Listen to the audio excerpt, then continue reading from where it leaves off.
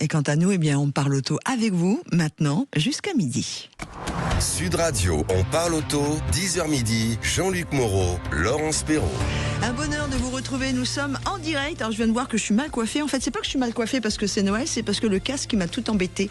Bonjour tout le monde, bonjour l'ami Jean-Luc. Bonjour Dame Laurence et bonjour à toutes les auditrices et tous les auditeurs. Alors ceux qui nous suivent sur la page Facebook de Sud Radio vont le voir. Notre ami Jean-Luc a une petite mine ce matin.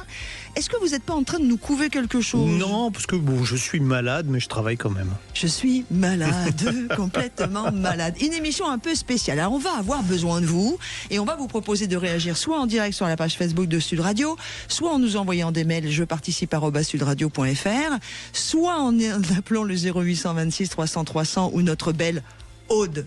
La meilleure, la plus belle, la plus sympa vous attend, c'est pas cool pour les autres, parce qu'on va parler des tops et des flops de l'année 2025. Oui, c'est traditionnellement la dernière émission de l'année. On fait demi-tour, on regarde derrière nous et on essaye de trouver quelles ont été les bonnes choses et les mauvaises pour cette année 2025. Bon, alors, c'est pour ça que je propose à tout le monde, vous avez vécu un top ou un flop voiture, automobile, automobiliste, vous nous appelez, vous réagissez, etc., etc.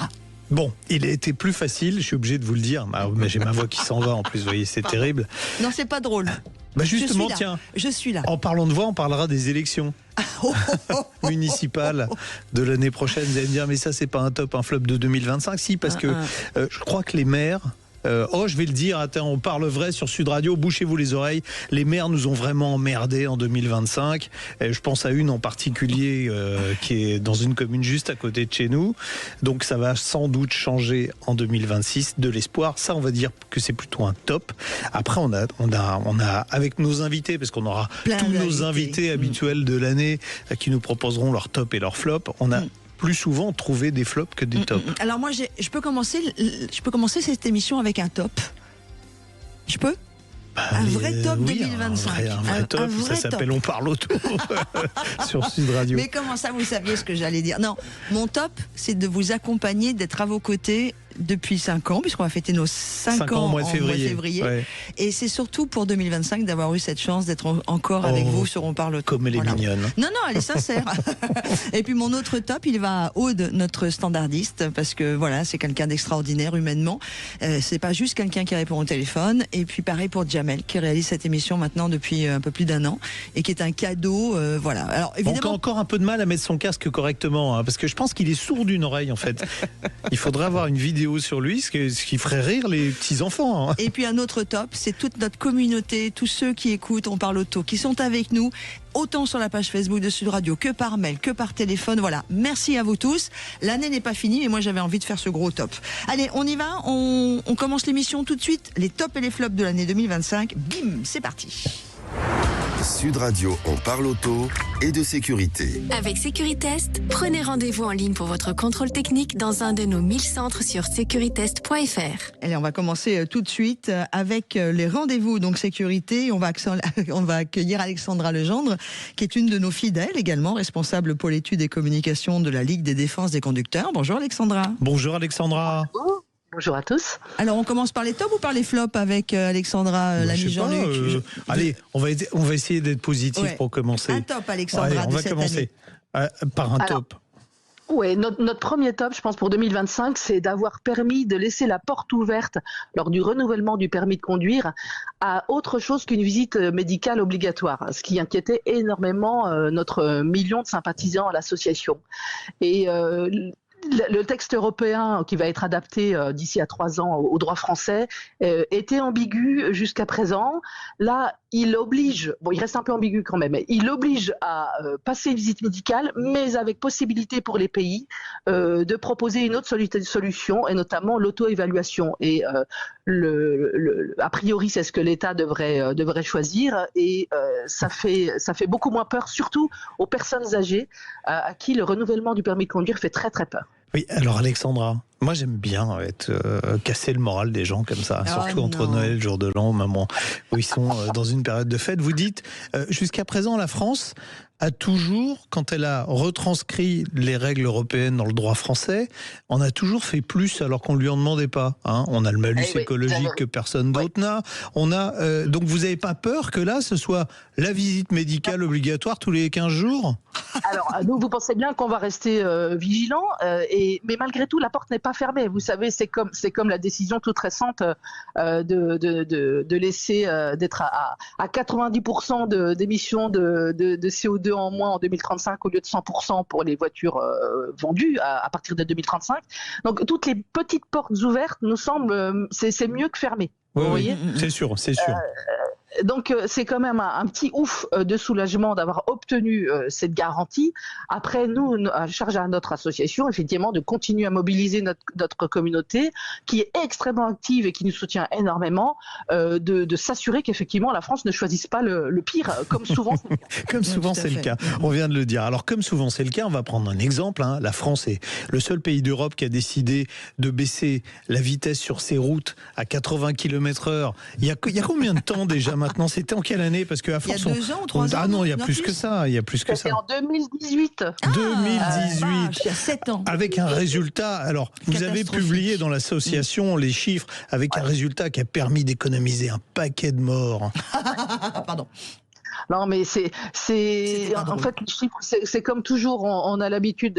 Enfin, si vous savez vers quel résultat vous voulez arriver, vous allez tordre les chiffres en amont pour que votre formule mathématique arrive au résultat souhaité. Nous, on avait recalculé l'efficacité entre guillemets du 80, et vous imaginez bien qu'on n'arrivait pas du tout au même résultat. Et la preuve en est, c'est que depuis la fin 2019, les départements sont autorisés à remonter la vitesse à 90 km/h. Ouais. Voilà. Et aujourd'hui, vous avez plus de la moitié des départements qui ont repassé tout ou partie de leur réseau à 90. Donc ça, c'est plutôt une bonne nouvelle. Ça, c'est la bonne nouvelle. Exactement, 51 départements qui sont passés à 90 km/h, mais au-delà de ça, parce que là, on parle évidemment de la sécurité routière, etc., etc. Et puis il y a l'heure qui va repasser. Et puis les frais. Oui, ça coûte de l'argent évidemment de changer les panneaux. Vous vous souvenez de cette émission, combien ça coûte? Il serait encore là, notre ami Jean-Pierre Pernaut, il hurlerait, parce que les millions que ça a coûté, quoi. Bon, le panneau, il coûte entre 30 et 80 euros et le coût de la pose varie entre 200 et 250 euros. Alors donc, vous imaginez le nombre de panneaux qu'il y a en France, que ça a coûté de passer sur des panneaux à 80. Vous avez annoncé à l'époque, c'était un peu moins de 500 morts par an. Ça devait permettre d'économiser 500 vies ou 350, je ne sais plus quel était le chiffre exact à l'époque. Bon, résultat des courses, zéro, quoi. C'est absolument pas probant. Et ces chiffres-là, on les retrouve nulle part. Quand vous faites, vous reportez à l'année précédente, vous ne retombez pas du tout sur ces chiffres-là. Et surtout, d'un département à l'autre, il suffit malheureusement qu'il y ait un drame, un accident qui n'est même pas forcément lié à la vitesse, mais pour peu qu'il se trouve sur le réseau qui est repassé par exemple à 90 ou qui est à 80, on va l'attribuer. On va dire, dans tel département, il y a eu 4 morts de plus, par exemple. Mais si ces personnes-là se sont sorties parce que le conducteur était à 2 grammes, dans la mesure où il était sur le réseau, on va l'intégrer dans ces statistiques. Et c'est complètement... on arrange les chiffres comme d'habitude. Et puis au-delà de ça, on ne fait rien pour ces fameux villages ou ces petites villes dans lesquelles il y a des virages dangereux, dans lesquels les camions ou les voitures, à chaque fois, vont détruire des maisons. Mais on parlera à la fin de l'émission de l'état du réseau routier français. On verrait plutôt que de dépenser de l'argent à changer les panneaux, on ferait mieux de boucher les trous qu'il y a dans les routes. Oui, entre autres. Malheureusement, c'est catastrophique. C'est catastrophique. Alors. Alexandra, donc on repasse à 90 km/h, ça c'est plutôt une bonne nouvelle. D'ailleurs, il y a un département, c'est l'Eure qui va repasser toutes ses routes à 90 km/h. Ils sont assez ponctuels. Oui, absolument. Et vous avez le Gers aussi qui va monter de quelques centaines de kilomètres sa part de réseau à 90. Donc c'est toujours, ça ne fait plus l'actualité du 20h, mais pour autant vous avez toujours une progression lente, mais certaine des départements qui finissent par dire mais ça ne sert à rien et il vaut mieux finalement baisser la vitesse à un endroit où moi, président de département par exemple, j'ai identifié qu'il y avait trop d'accidents plutôt qu'homogénéiser une mesure où finalement les résultats ne sont pas au rendez-vous. Et puis on l'a évoqué un nombre certain de fois, quand on a des routes où on passe à 80, 110, 70, 50, tous les kilomètres, voire même moins parfois sur certaines nationales. Comment on peut respecter les limitations de vitesse dans des conditions comme ça? Une augmentation des radars. Et puis une augmentation des radars bizarrement qui se placent à ces endroits-là. Bizarrement. Alors les municipales, j'ai dit tout à l'heure 2026, ça va être... alors on ne peut pas considérer que c'est un top de 2025, mais... on se dit qu'on va peut-être pouvoir faire changer les choses dans plein de villes. Malheureusement, on va le dire, hein, dans plein de villes qui sont anti-voiture. Et la plupart des villes anti-voiture, ils ont une coloration un peu verte. Bien sûr, mais nous on invite vraiment tous les Français et pas que nos sympathisants à se pencher sur les programmes des candidats aux municipales pour voir ce qu'ils font pour la mobilité. Parce que là on parle de vitesse notamment, mais il y a évidemment il y a le partage de la chaussée, il y a l'écologie. Il y a les infrastructures routières. Donc vraiment, on s'aperçoit que ces programmes sont souvent passés un petit peu à la trappe, ou en tout cas ne font pas l'objet d'une vraie démarche assumée. Et alors évidemment, on ne parle pas de la personne dont vous parliez au début de l'émission, Jean-Luc, qui elle assume parfaitement sa politique. Mais malgré tout, nous avons le pouvoir en tant qu'électeurs. Qui m'a dit en face à face il y a quelques années qu'elle adorait l'automobile. Attention. Hein. Bien sûr, bien sûr. Ne vous méprenez pas. Mais notre président est pareil, il a fait cette même déclaration d'amour. On le voit bien avec les projets de loi de finances chaque année. Ils adorent l'automobilisme, mais surtout ils adorent parce que c'est une source non négligeable de revenus. Exactement. Tiens, on va mettre dans le même panier là. Alors la fin des ZFE, j'ai mis un point d'interrogation. La fin des ZFE, pour l'instant, c'est suspendu. Et c'est pas du tout fini.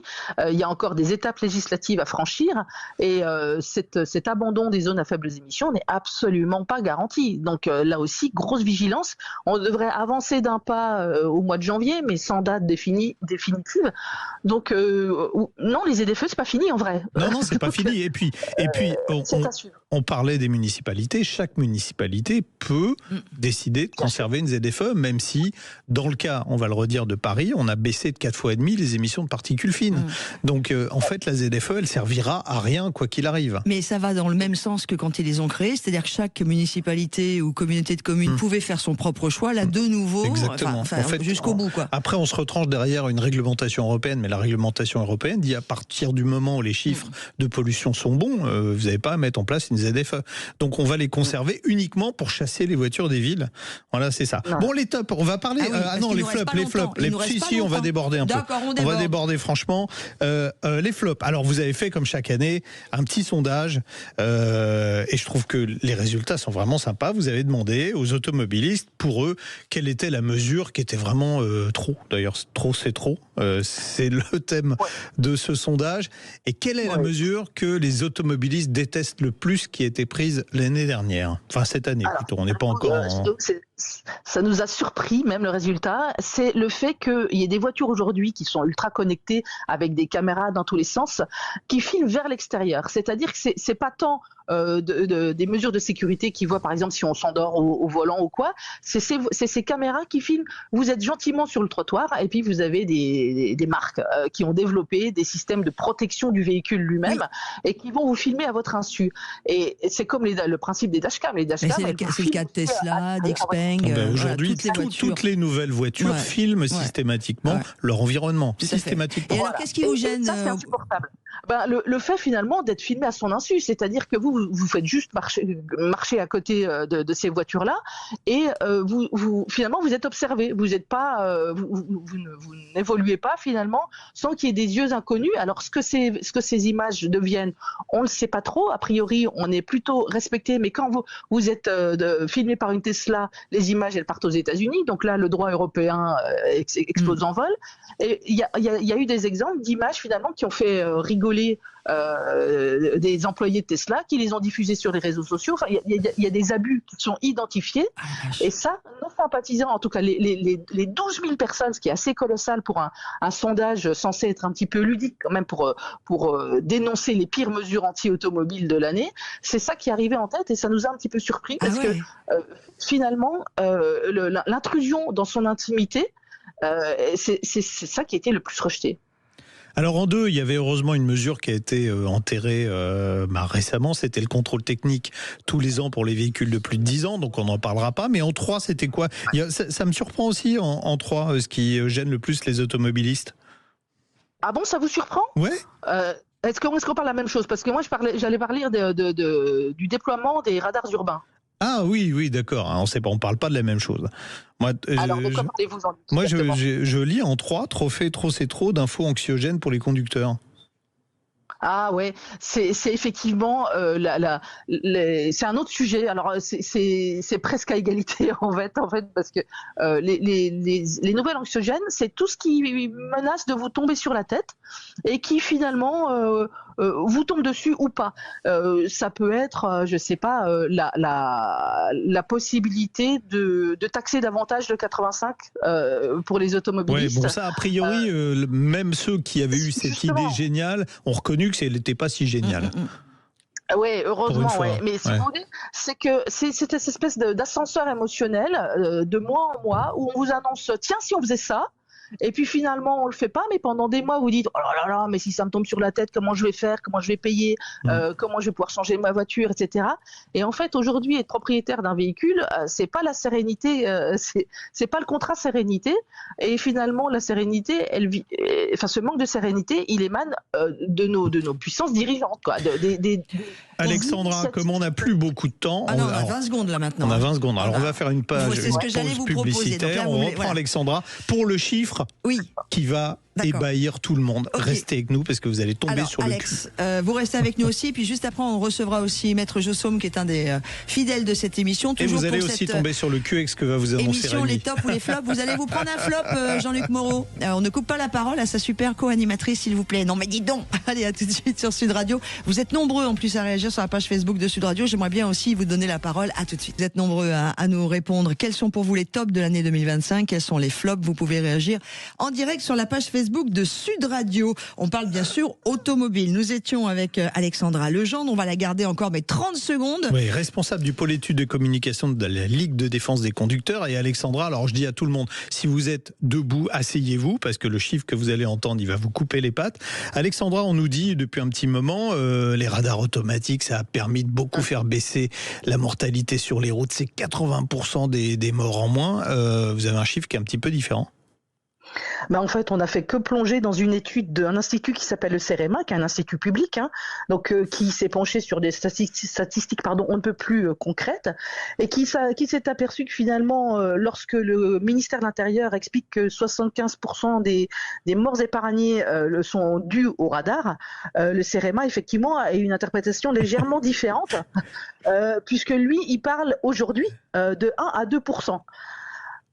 Ça fait un grand écart. Oui, ça fait un grand écart entre 75 et 1 à 2%. Voilà.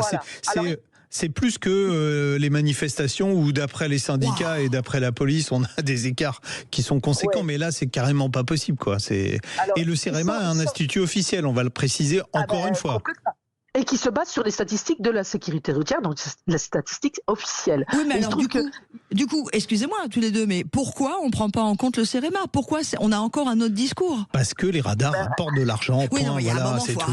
Oui, mais il faut arrêter. Faut arrêter les 80% de la répression routière, c'est la vitesse. C'est pas 80% de la mortalité routière, la vitesse. Mais je suis d'accord. Mais je comprends même pas pourquoi on nous prend pour des idiots à ce point-là. Mais on nous prend pour des cons. Il n'y a pas d'autre mot. Voilà, on parle vrai sur Sud Radio, puis c'est la dernière de l'année, on peut y aller. À force de taper sur la tête des gens, on finit par accepter ce qui nous tombe dessus, quoi. C'est ça. C'est vraiment. Alors, il semblerait qu'au début, entre 2003, le premier radar, et 2012-13, l'efficacité ait été plus large, parce qu'effectivement, les gens ont vraiment levé le pied à cette époque-là. Mais finalement, de toute façon, on le voit dans les statistiques de mortalité routière, malheureusement, elles sont plutôt stagnantes depuis 10 ans. Évidemment, année Covid exceptée. Et on voit bien, nous on le constate dans les statistiques que c'est stagnant. Et pourtant, il y a plus de radars. Donc, il y a un moment où on se dit, il y a quand même une bizarrerie. Et sauf que quand c'est nous qui le disons, parce que nous on est une association de défense des automobilistes et des motards, donc forcément on a entre guillemets un point de vue biaisé. Mais là, quand vous avez le CEREMA qui vous dit, non, écoutez, nous on voit bien que si on réparait les routes, on serait nettement plus efficace que... Et puis aussi, l'étude ne prend même pas en compte les progrès technologiques des véhicules, ce qui est quand même aussi un comble malgré tout dans la méthodologie. parce que c'est possible. Mais si vous voulez, l'étude se concentre sur le réseau secondaire départemental, donc le plus dangereux, le plus accidentogène, et les résultats nous ont fait décrocher la mâchoire, je l'avoue. Voilà, mais il vaut mieux rester assis. Donc entre 1 et 2%. Imaginez. C'est honteux. Merci beaucoup, Alexandra. Merci Alexandra. On va continuer, vous allez voir, il y a des chiffres encore rigolos. On va être avec Maître Rémi Jossaume. On libère Alexandra, responsable pour l'étude et communication de la Ligue de défense des conducteurs. On vous souhaite une belle fin de semaine et une belle fin d'année et on vous donne rendez-vous en 2026.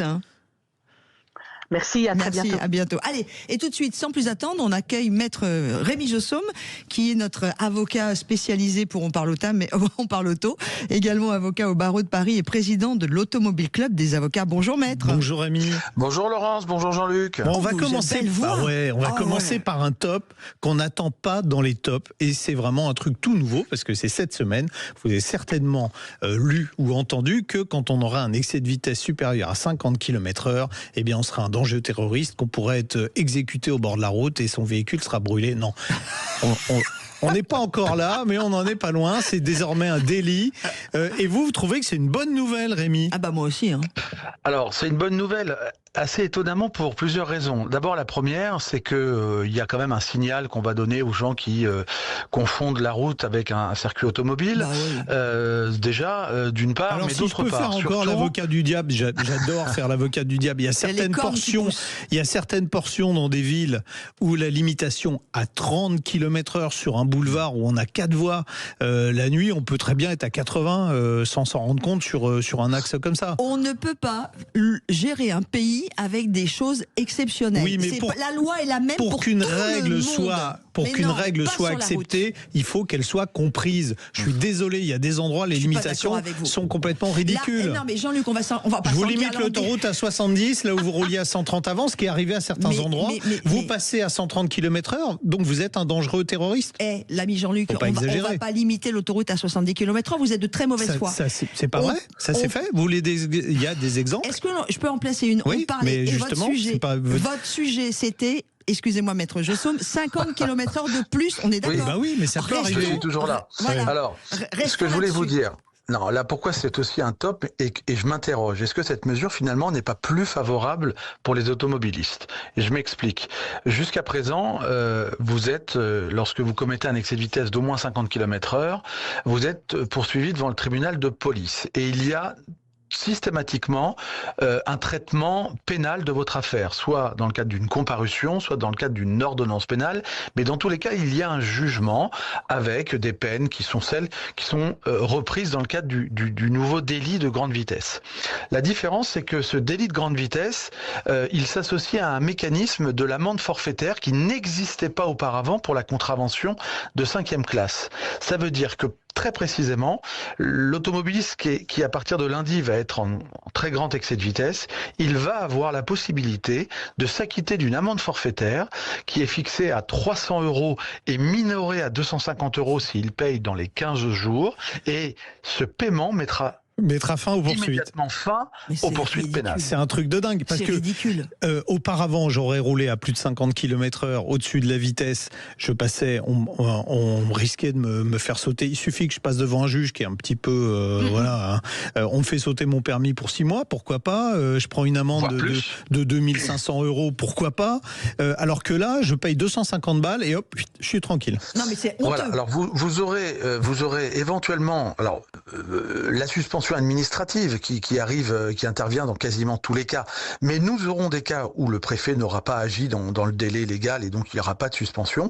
Et je suis convaincu, on en reparlera en 2026, je vous présenterai des affaires où le délinquant routier aura été mieux traité que le contrevenant routier qui aura, lui, commis une infraction d'excès de vitesse inférieure. Nous en parlerons, mais ce mécanisme est très étonnant. Voilà. Donc là, c'est un top pour les automobilistes, me semble-t-il. Non, mais c'est un top pour les automobilistes, mais enfin, c'est un flop total sur la raison d'être et tout. Enfin, c'est n'importe quoi. Vous vous rendez compte? C'est assez paradoxal, mais l'administration n'en est pas à son premier coup d'essai. Voilà. Alors, en parlant de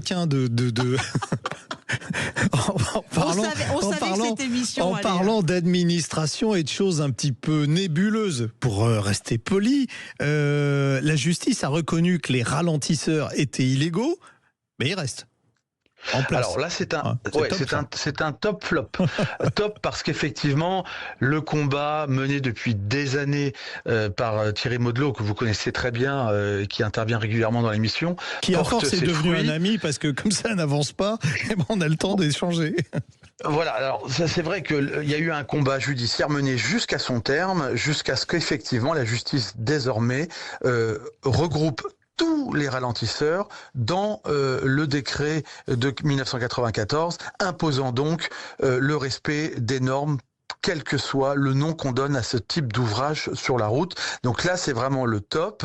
Le flop, c'est qu'effectivement, le Conseil d'État, il fait un peu de conséquentialisme judiciaire. C'est-à-dire qu'il se dit que si on doit détruire tous ces ouvrages, c'est techniquement impossible et financièrement impossible. Donc, on les laisse en l'état. Cela va être certainement régularisé par un décret dans les prochaines semaines. Mais par contre, évidemment, il y a de plus en plus de condamnation de communes, voire de collectivités territoriales qui ne respectent pas ces ouvrages, enfin en tout cas la dimension de ces ouvrages. Encore dernièrement, le tribunal administratif de Rennes a condamné une commune à la suite de la chute d'un motard.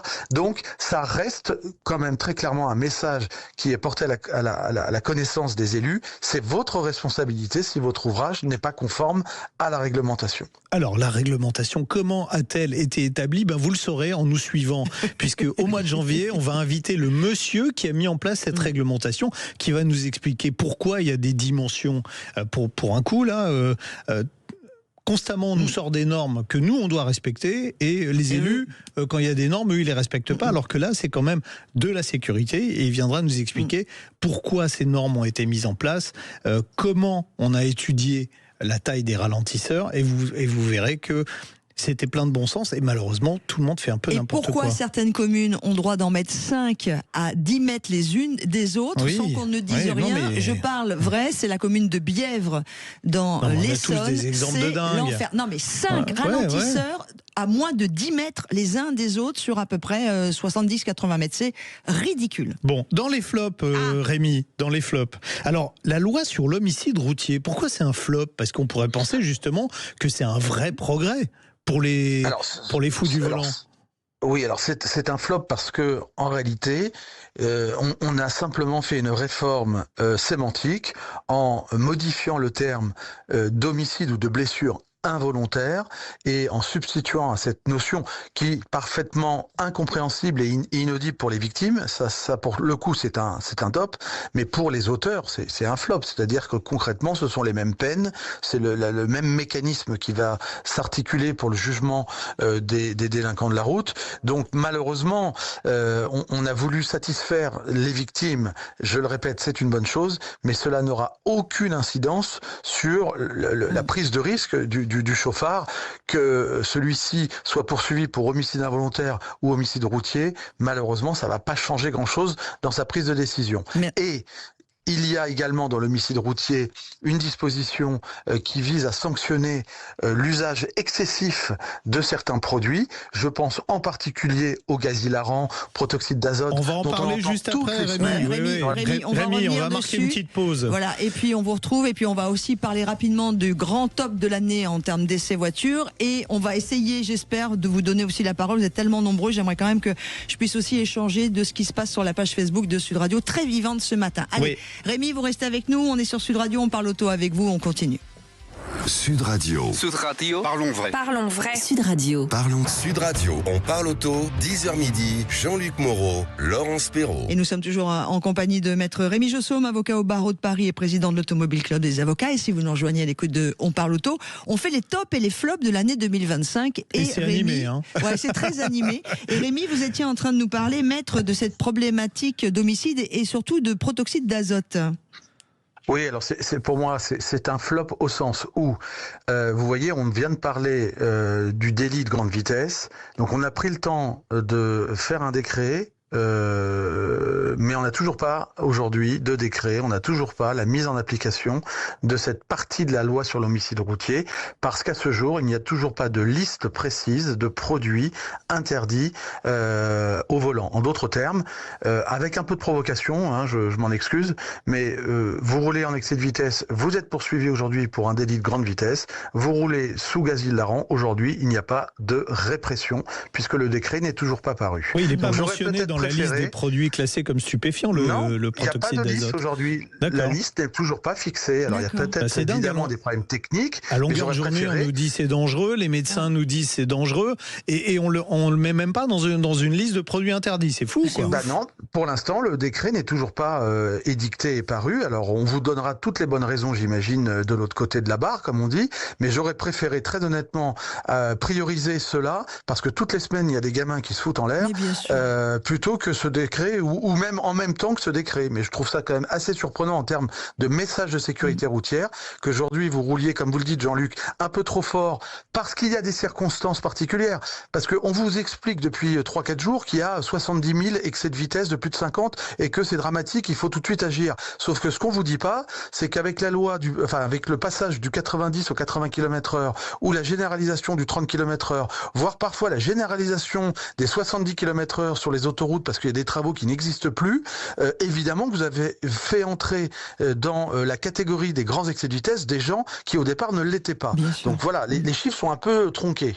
Ouais, c'est complètement fou, d'autant que, alors on nous dit oui, mais il n'y a pas de moyen fiable aujourd'hui de mesurer le taux de protoxyde d'azote chez un conducteur. Ok, d'accord, mais on a interdit purement et simplement la vente de protoxyde d'azote, parce que je suis désolé, pour faire de la chantilly, d'autres solutions, hein, même pour les professionnels. Mais il n'y a pas que ça, Jean-Luc, il n'y a pas que ça. La loi prévoit notamment de réfléchir aussi sur la prise de médicaments. Aujourd'hui, vous prenez des médicaments, vous êtes sous médicaments particulièrement psychotropes, vous avez le droit de conduire. Il n'y a rien qui l'interdit. Donc il faut à un moment donné aussi mettre des priorités sur ces pratiques-là et ces comportements qui sont complètement déviants, évidemment. Bon, bah en tout cas, un grand merci. Super, ça veut dire que l'année prochaine, on va vous avoir souvent au téléphone, Rémi, je pense. Alors j'avais juste un dernier top, et je vais être très rapide. Ouais. Le top, c'est vous deux, c'est votre duo, c'est votre émission. Voilà, parce que comme personne ne l'a dit, je vais être le premier à le dire, mais tout le monde le pense. Voilà, 2 heures d'auto sur une radio de grande antenne, c'est rare et il faut le souligner. Donc le top, c'est aussi votre duo, Laurence et Jean-Luc. Merci beaucoup d'auto et de poteaux, mais les bons poteaux, vous savez, ceux qui nous amènent des bonnes... Hein, monsieur Rémi Jossaume, et puis tous les auditeurs qui nous écoutent. Merci Rémi, on vous embrasse fort. Allez, je vous en prie, je vous embrasse. Et puis à l'année prochaine maintenant. Et belle fête de fin d'année en 2026. Et vous êtes très nombreux aussi à être avec nous. Vous faites partie de cette émission, vous la faites vous-même. Il y a Stéphane dit, que dit ce décret, comment sera vendu le protoxyde, la fainéantise des politiques. On a Nathalie, donc si tu peux payer, tu passes au travers. Vous êtes très nombreux de nouveau, et ça depuis le début de l'année 2025, et j'espère que l'on vous gardera autant, voire plus, que la famille On Parle Auto va s'agrandir sur la page Facebook de Sud Radio. Allez, on fait une pause. Ah non, même pas. On fait une virgule, comme on dit dans le jargon, et l'ami Jean-Luc va nous parler de son top de la voiture préférée de l'année. Sud Radio, On Parle Auto. Et on prend le volant. Et je crois que c'est la même que la mienne, Jean-Luc. C'est la Honda Prélude. Ouais. Alors vous allez me dire, mais pourquoi la Honda Prélude? C'est un coupé, c'est vrai que c'est pas une voiture très familiale, mais c'est la première voiture que j'essaye, avec laquelle je prends un plaisir immense au volant, parce que bon, châssis hérité d'un modèle très sportif, exactement, la Civic Type R, qui est une référence dans sa catégorie, motorisation suffisamment puissante pour se faire plaisir, et tout ça en consommant très peu de carburant. Donc c'est le meilleur des deux mondes. Alors là, voilà, sur l'image, pour ceux qui ont l'image, il y avait l'ancienne. En plus, elle a une super gueule. Ça ressemble à une Audi TT. C'est une belle auto qui est bien construite, avec des sièges en cuir. J'ai dit que ça serait mon cheval de bataille maintenant. Revenons au cuir. Le cuir, c'est plus agréable, c'est plus durable et c'est plus écologique que le plastique. C'est un bon slogan, ça. Hein. Donc voilà, avec des vrais sièges en cuir. Donc je vous l'ai dit, des performances qui sont très largement suffisante pour se faire plaisir, et puis une consommation. Alors moi, en roulant comme un dingo, en respectant les limitations de vitesse. Mais vous savez, quand on est sur une route de montagne avec des virages, on peut, sans dépasser les 80 km/h ou 90 km/h, se faire vraiment plaisir.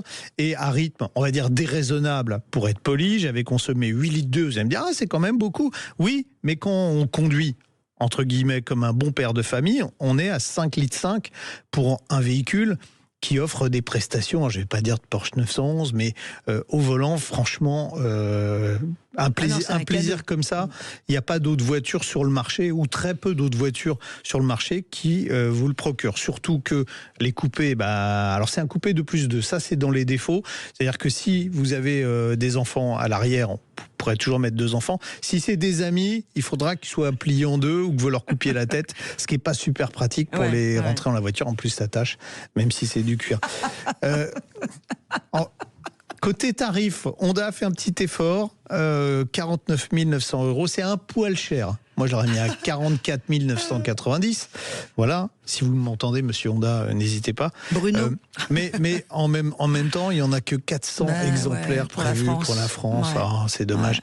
Mais une voiture comme ça, avec pas de malus, on va préciser quand même, avec laquelle on peut s'amuser comme ça et qui est super jolie, il n'y en a pas d'autres. Donc c'est vraiment mon coup de cœur de l'année. Alors, c'est pas une voiture électrique, je suis désolé. Non, c'est une hybride. Mais c'est un coup de cœur. Alors, c'est une hybride, une full hybride. Oui, c'est ça. Tu vas nous expliquer dans 2 secondes ce que c'est, mais c'est un coup de cœur commun à toute la profession. C'est-à-dire tous ceux qui ont essayé la Honda Prélude cette année, les essais c'était en septembre, on est tous tombés, mais hyper amoureux de tout. Complètement. Alors rappelle-nous. Tous les journalistes, full hybride, vous avez un gros moteur électrique et la voiture se recharge en décélération, il n'y a pas besoin de la brancher, c'est pas une hybride rechargeable. Et tous ceux qui l'ont essayé disent c'est génial, et tous ceux qui l'ont pas essayé disent j'ai envie de l'essayer. Non, elle est canon. Et c'est vrai que c'est une voiture très sympa. En plus, il y a plein de trucs un peu old school dedans que j'aime bien. Vous avez des boutons pour commander les fonctions. Il n'y a pas un écran tactile pour tout commander, et ça c'est plutôt bien. Et d'ailleurs, on va y revenir. Je pense qu'on en parlera la semaine prochaine, mais 2026 sera un retour aux commandes physiques pour tout un tas de fonctions, et c'est de la sécurité. C'est de la sécurité. C'est même Euro NCAP qui le dit. Arrêter les écrans tactiles multifonctions, ça fait quitter la route des yeux, et c'est terrible. Donc ça, c'est vraiment super auto. Il y a Renault qui dit c'est une voiture anti-belle-mère. Si vous mettez belle maman derrière, c'est clair que vous allez la récupérer, elle va être un peu tordue. Et on a Stéphane qui dit pourquoi ne pas l'avoir hybridé plus pour concurrencer l'Alpine ?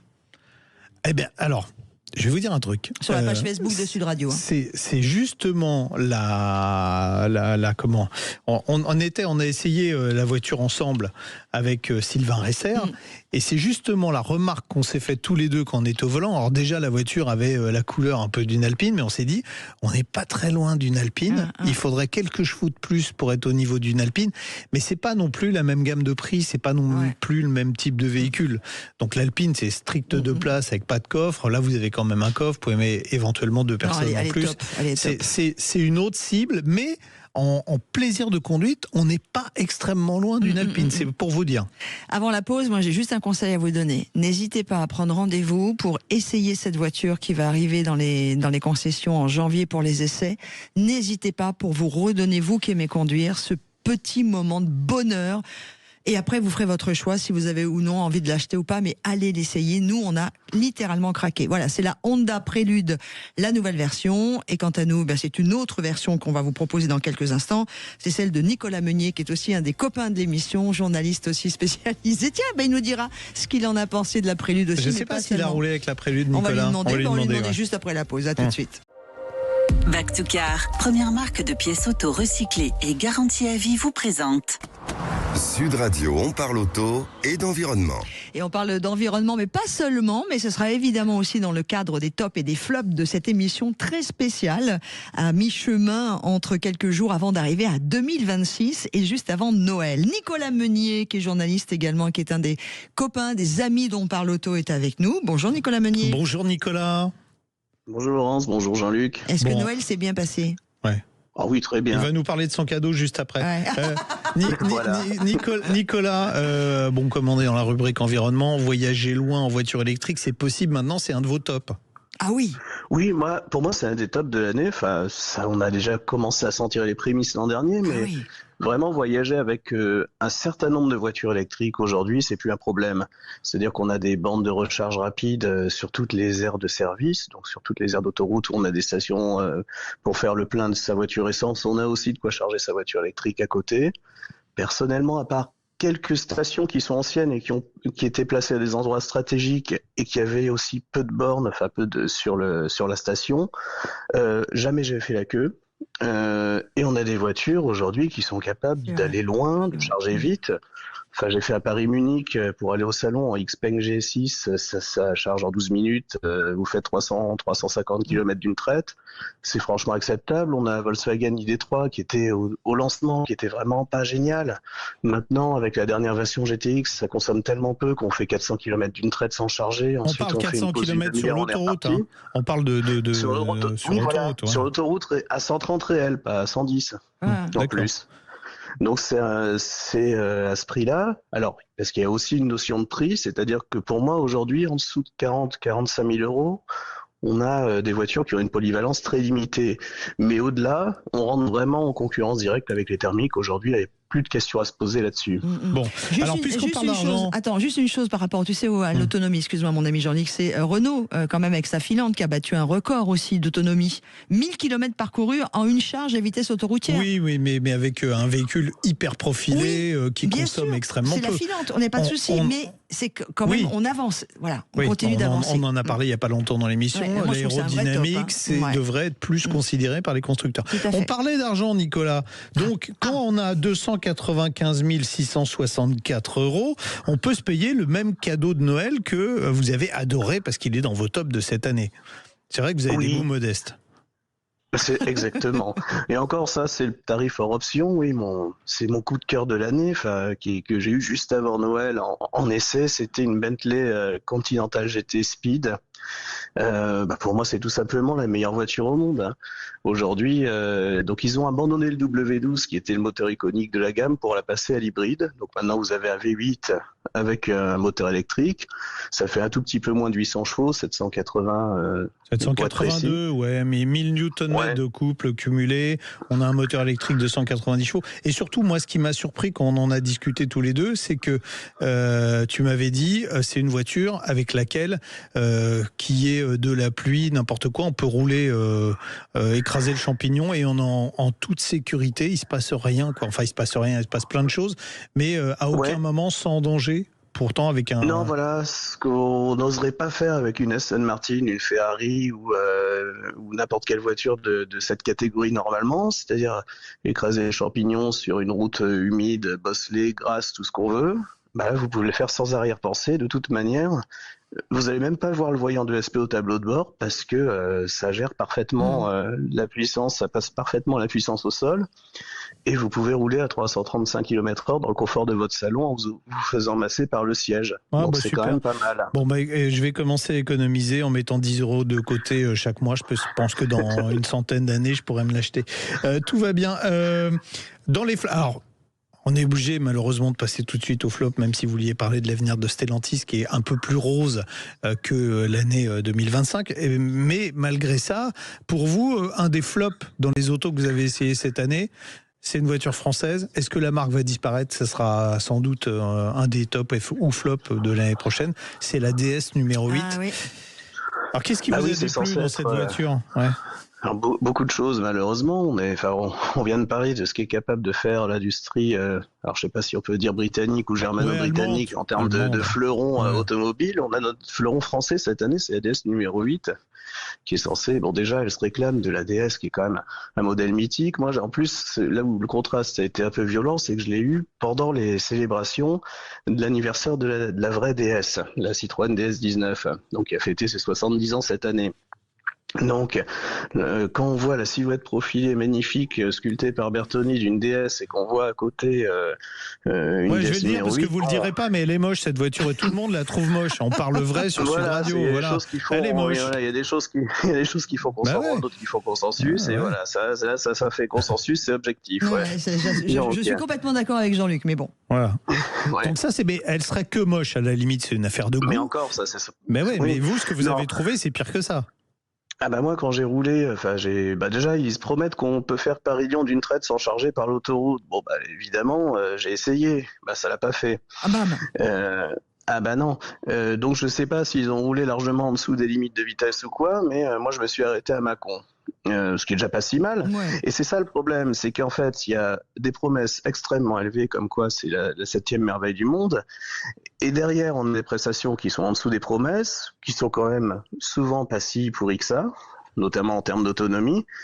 Mais il y a beaucoup de choses qui sont pas à la hauteur du prix. Donc on a un confort que j'attendais, celui d'un vrai Pullman. Bah, c'est pas vraiment le cas. On a beaucoup de vibrations qui remontent parce que la voiture est lourde. Et en plus, ils disent que la silhouette est assez sportive, donc ils ont voulu raffermir un peu la suspension. Et on a quand même pas mal de remontées de toutes les petites irrégularités, des bitumes un peu granuleux et tout. Il y a des vibrations qui se propagent dans la caisse. Je trouve qu'à ce niveau de gamme, ça va pas.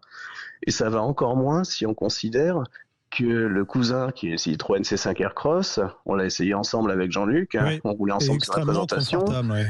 Est extrêmement confortable et bien meilleur que ça. C'est et triste. ensuite, c'est triste. Ensuite, on a cette nouvelle batterie ACC, donc qui est la première qui est fabriquée par l'usine française de Douvrin. On sait qu'ils ont du mal à monter en cadence et on s'aperçoit qu'aujourd'hui, le compte n'y est pas. On a, sur toutes les sessions de charge que j'ai faites pendant l'essai, j'en ai jamais eu deux qui étaient si identiques. On a, moi, quand j'ai fait la mesure aussi de la capacité de la batterie, j'ai vu qu'il en manquait par rapport à ce qui était annoncé sur la fiche technique. Enfin voilà, il y a beaucoup de choses qui ne sont pas à la hauteur d'un mot de gamme et qui manquent de mise au point. On a bien compris malheureusement que vous n'aimez pas, que pour vous c'est un flop, mais pour l'ami Jean-Luc aussi, malheureusement on va devoir vous abandonner. Oui, il voulait parler de la disparition des marques de voitures sans permis, on en parlera l'année prochaine, Nicolas. Vous êtes donc conviés prochainement pour en parler, puisque là c'est un top, c'est le retour du top horaire comme on l'appelle dans notre jargon. Il est bientôt 11h et juste après du top journal, puisque ce sera le rappel de l'actualité. Allez, on continue l'émission, on parle auto avec vous jusqu'à midi. On vous embrasse fort Nicolas, belle fête de fin d'année. Sud Radio, on parle auto, 10h midi, Jean-Luc Moreau, Laurence Perrault. Les tops et les flops, et vous le savez, vous êtes les bienvenus pour réagir vous aussi sur la page Facebook de Sud Radio. Par exemple, quels ont été pour vous les tops, mais également quels ont été pour vous les tops et les flops de cette année 2025 en tant qu'automobiliste, en tant que loi sur la route, etc. Vous pouvez nous appeler au 0826 300 300 pour partager avec nous cette sensation, vos tops et vos flops, ou vous pouvez continuer également de nous écrire comme vous le faites nombreux sur la page Facebook de Sud Radio. J'en profite pour vous dire que si vous voulez nous écrire pour l'année 2026, posez vos questions, demandez un conseil à l'ami Jean-Luc, vous n'hésitez pas, vous écrivez un mail à jeparticipe@sudradio.fr. On va commencer notre deuxième heure, l'ami Jean-Luc, avec les tops et les flops des boudins, des pneus. Et on va bien sûr avoir notre ami Dominique Stemfel. On y va tout de suite ? Oui, allez, pas de sommaire, c'est que des tops et des flops jusqu'à midi. Bonjour Dominique. Le syndicat du pneu, les spécialistes du pneu au service de votre sécurité sur la route, présente Sud Radio, on parle auto, parlons pneus, parlons bien. Bonjour Dominique Stemfel. Bonjour Laurence, bonjour Jean-Luc, bonjour à Dominique. Tous. Président du syndicat du pneu. Oui, alors Dominique, pour commencer par une bonne nouvelle, puisqu'il n'y a pas que des bonnes nouvelles depuis le début de cette émission. D'abord, j'ai un petit chat coincé dans la gorge. Oui, c'est un chat angora. Oui, c'est un... Bon, un premier top, c'est qu'on parle pneu depuis bientôt 5 ans et que personne ne se lasse, c'est même le contraire. Oui, c'est une bonne nouvelle parce que souvenez-vous, Jean-Luc, quand on avait décidé de lancer cette chronique, on avait quand même quelques doutes et on craignait de lasser les auditeurs rapidement. Manifestement, c'est pas le cas. Ce qui est quand même très intéressant, c'est que on voit que le pneu, c'est un univers extrêmement vivant dans lequel il y a beaucoup de nouveautés, parfois des réglementations ennuyeuses, mais aussi des technologies nouvelles qui sont bonnes et pour le porte-monnaie des utilisateurs et pour la planète. Et donc, manifestement, nos auditeurs se lassent pas et on a toujours grand plaisir à leur parler. Et puis, on sera là l'année prochaine. J'ai beaucoup de questions d'ailleurs à vous soumettre qu'on reçoit des auditeurs concernant les pneumatiques. Un vrai top aussi, et c'est suffisamment rare pour qu'on insiste, c'est que les prix des pneus, écoutez bien, baissent. Comment est-ce qu'on l'explique ?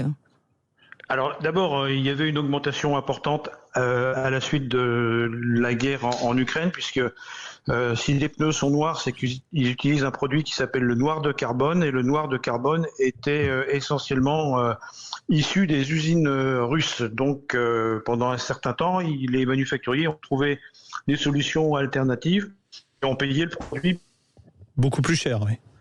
Ah, Dominique, on vous a perdu. Ah, c'est parce que je crois qu'il a fait crevé. Allusion à la Russie, donc il a été...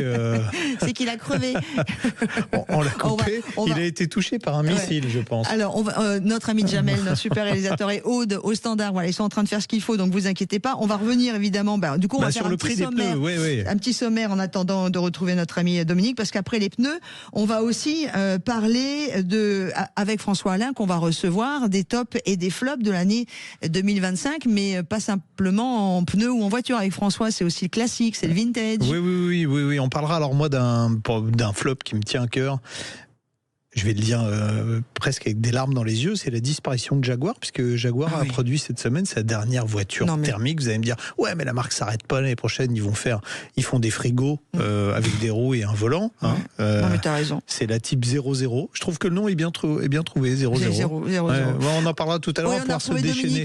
Alors Dominique, on a crevé? Vous avez pris un scud? Je suis là, non, pas, absolument pas. Moi, je vous entendais. D'accord. Alors bon, le noir de carbone qui venait de Russie, évidemment, il a fallu s'en passer, donc on a trouvé des alternatives plus chères. Aujourd'hui, on revient dans des schémas qui sont antérieurs à la guerre Russie-Ukraine, et les prix baissent. Alors c'est pas chez tout le monde que les prix baissent. On peut féliciter les manufacturiers pneumatiques, puisqu'il y a plein d'autres industries où effectivement les prix des matières premières ont baissé, mais le prix final du produit, lui, baisse pas. Alors là, c'est pas le cas dans les pneus. Non, le prix final du produit baisse de manière significative. Alors, on a parlé du noir de carbone, mais on peut parler aussi du pétrole, qui est aujourd'hui à un niveau bas. Et donc, tout ça contribue à faire que les pneumatiques soient moins chers que ces années précédentes. Alors, on peut ajouter une chose aussi, c'est quand même la loi de la concurrence. Le marché est difficile, les manufacturiers se battent pour faire tourner leurs usines, et très probablement, ils rognent un peu sur leur marge. Ce qui est d'ailleurs le cas des pneus toute saison, on en a déjà parlé à plusieurs reprises. Les pneus toute saison, quand ils ont été lancés il y a 5 ou 6 ans, étaient à un niveau de 15% supérieur à des pneumatiques été.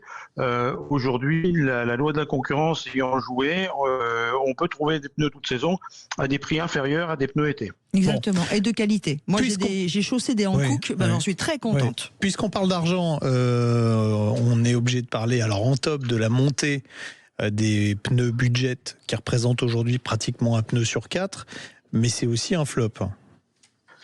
Alors c'est un top parce que si il y a des pneus budget qui se vendent autant, c'est tout simplement parce qu'il y a une demande des consommateurs. On sait que les automobilistes ont des budgets de plus en plus serrés, de plus en plus difficiles, et qui recherchent à s'équiper aux meilleures conditions possibles. Alors faut ajouter une chose aussi qu'on oublie assez souvent, c'est que sur ces 5 ou 6 dernières années, quand ils ont changé leur berline ou leur break, ils ont acheté un SUV qui ont des pneus plus gros, donc plus chers. Et ça, on leur a pas dit quand on leur a vendu la voiture. Et donc, ça contribue à faire augmenter les pneus de manière importante. Donc ça, c'est tout de même un problème.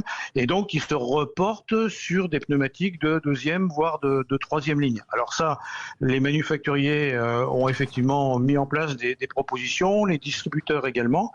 Il y a un flop quand même, c'est que tous les produits budget sont pas bons. Alors, je dis pas qu'ils sont tous mauvais, me fait pas dire ce que je veux pas dire. Ah, c'est pas nous qui l'avons dit, d'ailleurs. Non, mais en l'occurrence, certains, effectivement, sont dangereux, et là, on peut se référer aux essais comparatifs du Touring Club de Suisse, qui mettent en évidence des disparités très, très importantes entre des pneus de bonne qualité et certains pneus premier prix. Bon, dans la catégorie top flop, en même temps, il y a la loi montagne. Bon, la loi montagne, ça part... Pourquoi top flop? Dominique va nous l'expliquer. Alors top parce que en fait aujourd'hui la plupart des automobilistes ont bien compris l'intérêt de la loi montagne.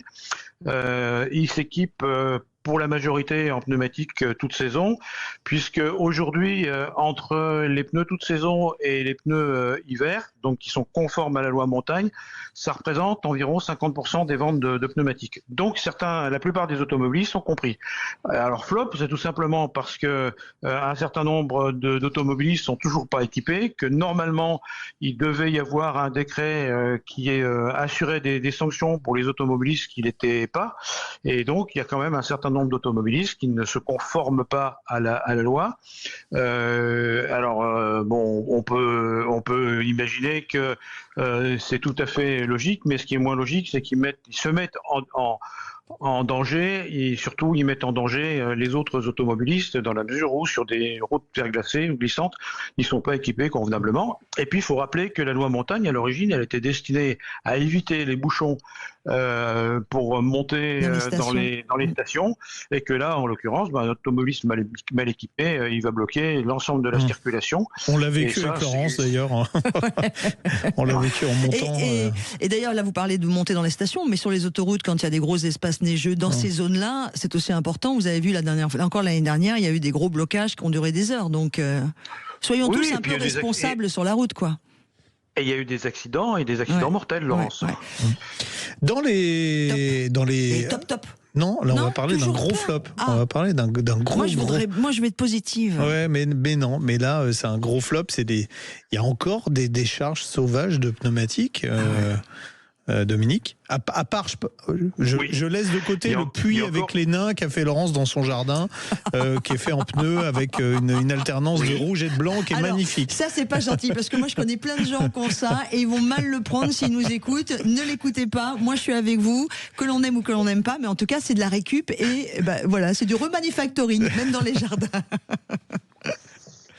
Oui, on vous appelle. Alors, effectivement, on retrouve toujours des pneus dans la nature. Il y a 500 faits de déchets de pneus qui ont été retrouvés par la gendarmerie. Alors c'est d'autant plus stupide que la filière du pneumatique est parfaitement organisée pour collecter l'équivalent des pneus qui sont mis sur le marché chaque année. Et donc, c'est complètement stupide d'aller jeter ces pneus dans la nature. Oui, on peut les rapporter d'ailleurs. On peut en rapporter combien chez le revendeur de pneumatiques des pneus usés ? On peut rapporter chaque année 8 pneus sans acheter de pneus. D'accord. Donc c'est pour dire que la filière est vraiment exemplaire, parce que il faut quand même avoir une bonne conscience écologique pour imaginer faire ce genre de manipulation. Et puis on va juste rajouter ça, moi c'est mon gros top pour la filière pneumatique, c'est que vous êtes l'une des filières, si ce n'est la filière, qui vous remettez le plus en question par rapport à l'écologie, et vous bougez bien. Enfin, il n'y a pas que ça en fait. Bravo. Allez, Non, absolument. L'ami Jean-Luc, il nous reste 37 secondes avec l'ami Dominique. Ouais, ça va être trop court pour parler des autres tops et des autres flops. Alors ce que je propose à Dominique, c'est que comme ça va faire bientôt 5 ans qu'on a cette chronique, on continue sur 2026 ? On continue sur 2026, on en reparlera en 2026, et puis j'aurai d'autres choses à vous annoncer. Des bonnes nouvelles ? Des bonnes nouvelles, des technologies qui évoluent, des nouveautés. Bon, voilà. Dominique, moi je veux un top avec vous l'année prochaine. Je veux vous avoir en studio avec nous sur On Parle Auto ici. Oui, mais sur Sud Radio. Pas toutes les semaines. Ah non, pas toutes les semaines. Mais vous offrez un joli week-end à Dominique, votre dame. Comme ça, tout le monde sait que c'est les Dédés. On les surnomme comme ça. Et vous venez passer une émission avec nous en studio. Je vous embrasse fort. Bien volontiers. Embrassez Dominique et Dominique, du coup. Et bonne fin d'année à tous, à l'année prochaine. Et merci Dominique. Également, salut Dominique avec un S. Vous connaissez d'autres amis comme ça, vous, qui ont le même prénom homme-femme ? Dans le même couple, hein ? Oui, j'ai bien compris. Voilà, Dominique Gérard et Gérard. Ça marche pas. Si, ça marche. Si, ça peut marcher en même temps. Voilà, oui, vous avez raison, n'importe quoi. Bon, allez, je me recentre un petit peu. Dans quelques instants, on va faire une rétrospective 2025, également avec Cédric Pinatel, qui est journaliste à caradisiac.com. Et puis juste après, il est avec nous en studio. C'est le beau François Alain, qui est l'un des grands poteaux de cette émission On Parle Auto sur Sud Radio. Sud Radio, On Parle Auto. Parlons pneus, parlons bien. Avec le syndicat du pneu, les spécialistes du pneu au service de votre sécurité sur la route.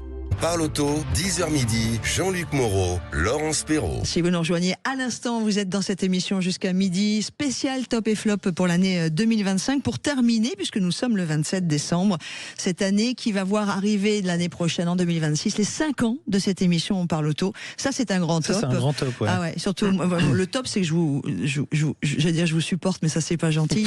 Non, je vous aime, Jean-Luc Moreau. Vous le savez, je vous adore. Et on adore aussi tous nos auditeurs qui sont là. Tiens, il y a Guillaume sur la page Facebook qui dit, pour l'arrivée de François Alain, qu'on va recevoir dans quelques instants, un grand journaliste automobile aussi.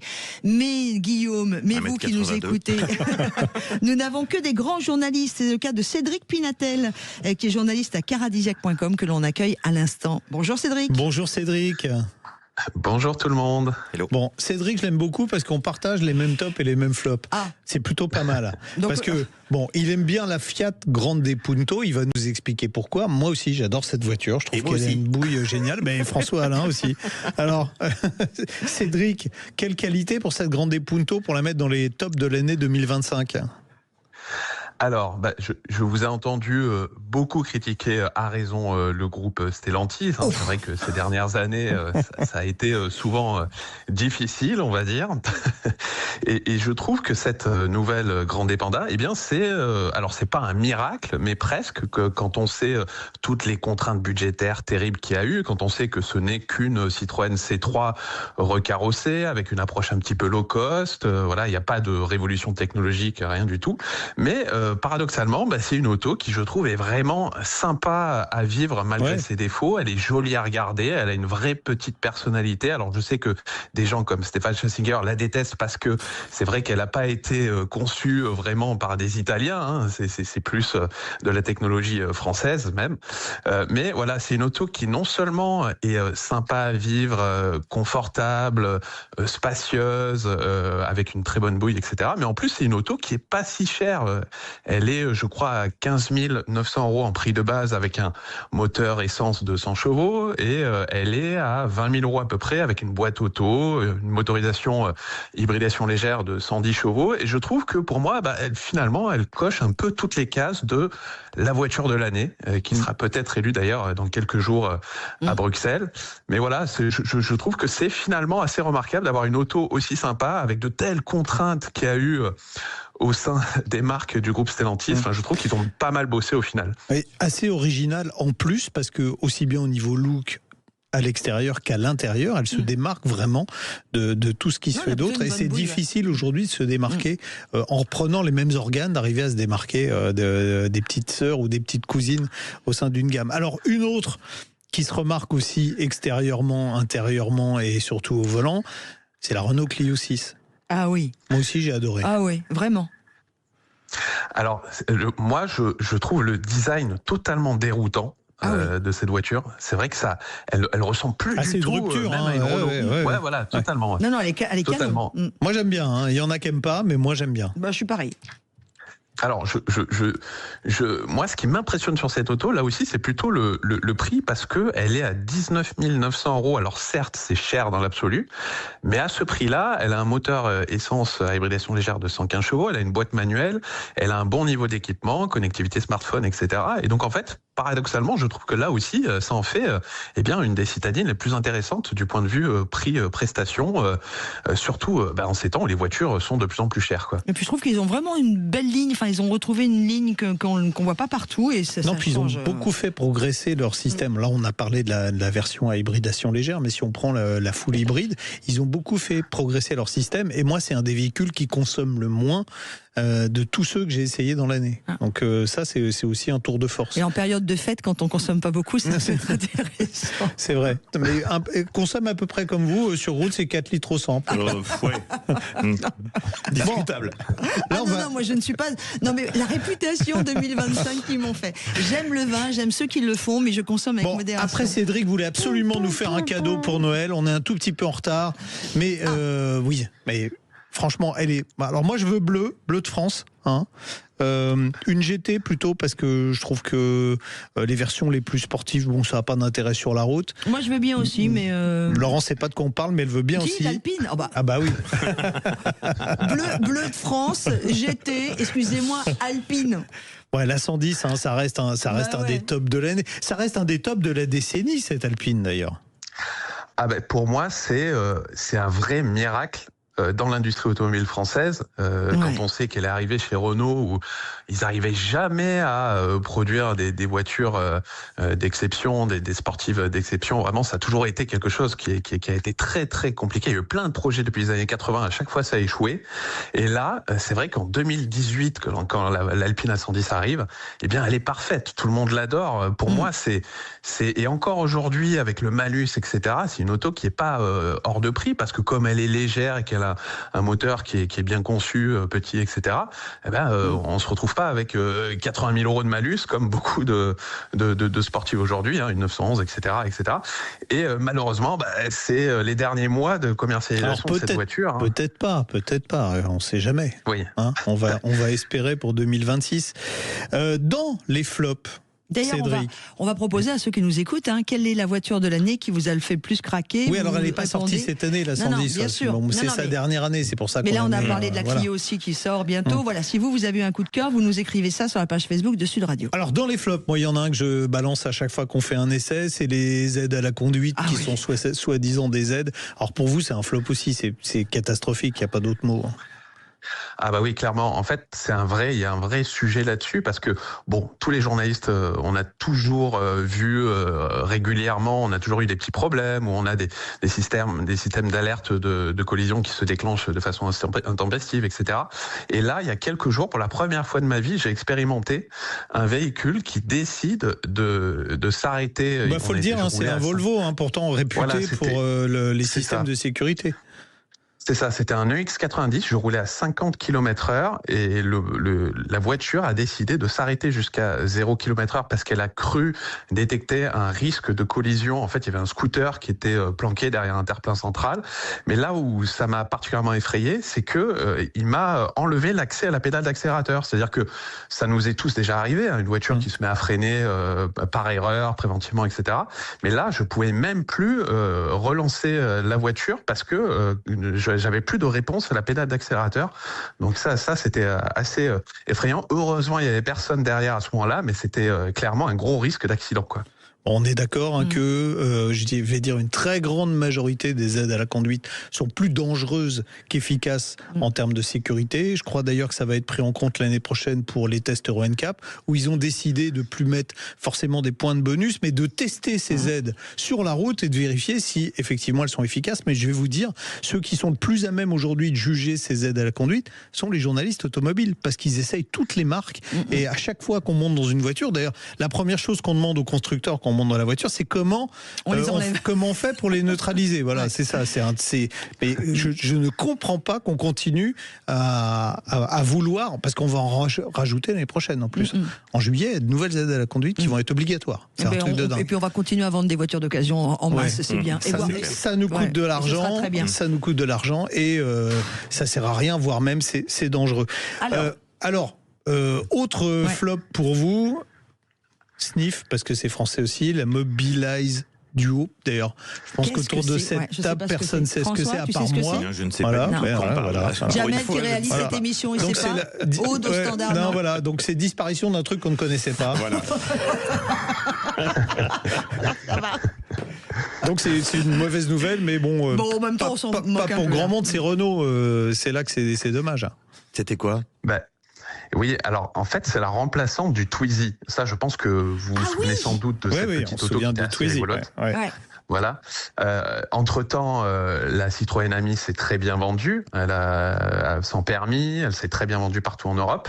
Et chez Renault, effectivement, ils ont décidé de remplacer le Twizy par un autre petit quadricycle léger électrique qui a toujours deux places en l'une derrière l'autre et avec un habitacle fermé, qui en plus a une gueule assez marrante, quoi. C'est ça qui est. Et ils l'ont lancé à la fin de l'année 2024, donc en concurrent de la Citroën Ami. est à peine plus cher que la Citroën Ami. C'était le prix, je crois, de la Fiat Topolino, qui est elle-même une cousine de la Citroën Ami. Et en fait, elle a convaincu personne. Il y a pas eu de clients qui ont voulu acheter cette petite auto, qui pourtant a des qualités malgré tout. Mais effectivement, chez Renault, ils ont vu les ventes sur la première année et ils ont décidé carrément d'arrêter le projet, alors que c'est une auto qui venait d'être lancée.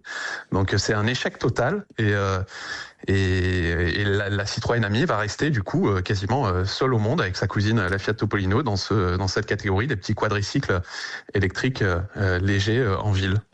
Alors, vite pour terminer, vous avez mis la Fiat 500 thermique dans les flops. Pour quelle raison ? Oui, alors ça c'est vraiment une histoire burlesque finalement. Cette Fiat 500, c'est une voiture qui était passée à une nouvelle génération en 2020. Qui a sauvé électrique. Fiat quand même, parce que Fiat n'existerait plus s'il n'y avait pas eu la 500. Ça a été leur 200 oui, c'est vrai, la 500 de 2007, qui était une voiture extraordinaire, qui est restée au catalogue plus de 15 ans, qui était une voiture qui plaisait à tout le monde, etc. Elle est passée en 100% électrique sur sa nouvelle génération en 2020, mais elle s'est pas assez vendue. Elle s'est bien vendue au début, puis ensuite les ventes se sont effondrées, et donc chez Stellantis, ils ont transformé en catastrophe la voiture en version thermique, avec un petit moteur essence, sauf qu'elle est beaucoup plus chère qu'avant, hein. Je crois que le prix de base après remise, maintenant, c'est 18 400 €. Ouais. Et elle est moins puissante qu'avant. Elle fait 65 chevaux avec son petit moteur qui est adapté aux dernières normes et qui lui pompe un peu des chevaux. Et donc, elle est plus chère que la Grande Panda. Elle a des accélérations qui sont peut-être les plus lentes du marché, je crois, quasiment. Et heureusement, ça reste une auto qui est très mignonne à regarder. Il y a quand même, il y a des qualités. Mais voilà, on se retrouve avec une voiture qui a été convertie au thermique et qui est plus cher que sa grande sœur, la Grande Panda, quoi. Mmh. Oui. Bon. Donc on comprend que c'est un flop.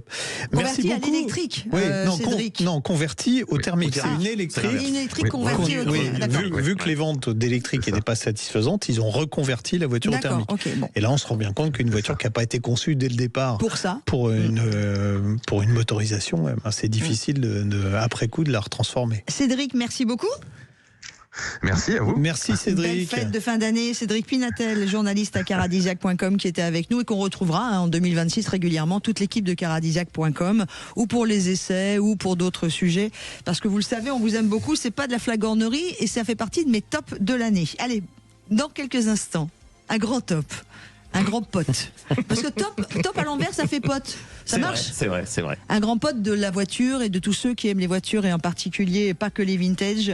C'est François Alain qui sera avec nous pour les tops et les flops de tout ce qui concerne les voitures de collection, entre autres, mais pas seulement. Et ça va saigner. Sud Radio. Parlons vrai. Sud Radio. Parlons vrai. La signature de la voix de François Alain. Alors attention, les garçons, on va pas faire non plus ce qu'on appelle du privé joke. Vous savez que j'aime beaucoup que nos auditeurs soient avec nous pour ce moment de partage incroyable. François Alain est avec nous. Ce sont les flops et les tops de l'année 2025 pour cette dernière émission de l'année. D'accord. Et si je vous dis 238 000 visiteurs, 9 200 véhicules au total. On va y aller bientôt. C'est quoi ça ? Parce que les gens n'aiment pas la bagnole en France et ils n'aiment pas les voitures de collection. Mais un événement, 238 000 visiteurs. Et ce serait pas bientôt aussi le prochain ? Non, 238 000, c'est énorme. Allez, qu'est-ce que ça doit être le Mans classique le Mans classique, édition des records. Mais bien sûr. Voilà. Et donc ça fait partie de vos tops, François Alain. Non, forcément. Ce qu'il faut préciser, les amis, c'est que on a la chance quand même en France, malgré tout, d'être un univers de passionnés de l'automobile en général et du classique en particulier. Et c'est vrai que quand on voit des manifestations aussi diverses que le Mans classique, le salon Époque Auto à Lyon, Rétromobile, le Rétromobile à Paris, dans un autre style parce que c'est un salon pro, mais citons-le aussi, Équipe Auto à Paris qui a fait aussi un salon extraordinaire pour ses 50 ans. Et ben moi je trouve qu'on a bon espoir. Donc ça c'est vraiment important parce qu'il y a tellement de trucs pas drôles à côté de ça. Voilà, ça au moins c'est du vrai top. Alors je fais une petite parenthèse. Tout à l'heure il y avait Dominique Stamfel qui était là et que je connais bien aussi, bien sûr. Il y a un truc qui me choque, les amis, c'est que quand on voit des manifestations, et notamment celles des agriculteurs, et on est tous d'accord avec eux, on les soutient, et on est 100% avec eux, il y a un truc, moi, qui me choque, les copains, ne cramez pas de pneus. Mais ouais.